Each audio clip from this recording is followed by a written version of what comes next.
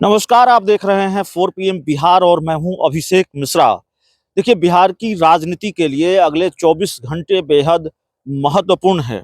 NDA में सीटों का बंटवारा होना है और सीट बंटवारे को लेकर जो गहमा-गहमी है वो तेज हो गई है और लगातार हर पल खबर बदल रही है। और सीट बंटवारे की बात हम सिर्फ नहीं कर रहे हैं, बल्कि एनडीए में एक और दल की एंट्री भी होनी है। तकरीबन ये तय है कि एनडीए में एक और दल शामिल होने जा रहा है और इस लिहाज से भी अगले 24 घंटे बहुत महत्वपूर्ण हैं।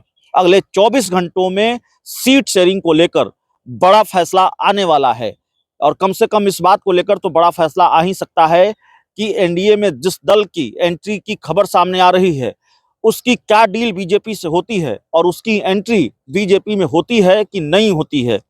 हम वीआईपी पार्टी की बात कर रहे हैं, मुकेश सहनी की पार्टी की बात कर रहे हैं और अब ये तकरीबन फाइनल माना जा रहा है कि मुकेश सहनी की भाजपा के साथ डील डन हो चुकी है, डील फाइनल हो चुकी है और मुकेश सहनी भी भाजपा के साथ ही जा रहे हैं।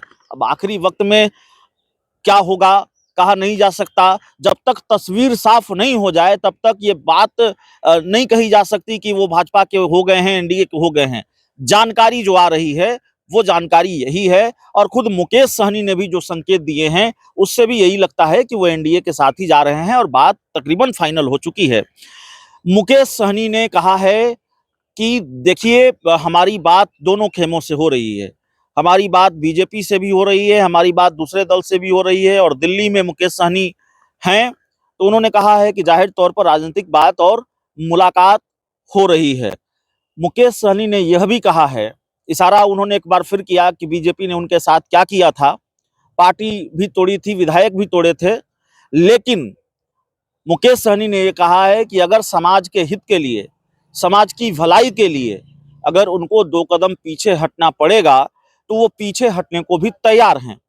तो मुकेश सहनी लगातार ये संकेत दे रहे हैं कि भाजपा से उनको बहुत परहेज नहीं है, भाजपा से उनको कोई दिक्कत नहीं है और उनकी दोस्ती भाजपा से भी हो सकती है। एक वक्त पर लगा था कि मुकेश सहनी बीजेपी के साथ नहीं जाएंगे क्योंकि भाजपा को वो अपना दुश्मन बता रहे थे और बता रहे थे कि कैसे बीजेपी ने उनके विधायक तोड़ दिए, उनकी पार्टी तोड़ दी।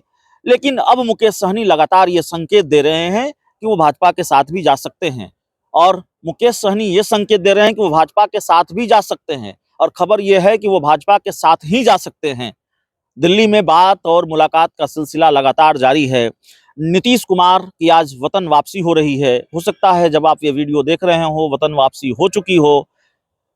तो नीतीश कुमार की वतन वापसी, खबर यह भी है कि मुकेश सहनी और नीतीश कुमार के बीच भी मुलाकात होनी है और बीजेपी के बड़े नेताओं से उनकी मुलाकात चल ही रही है, आगे भी होनी है।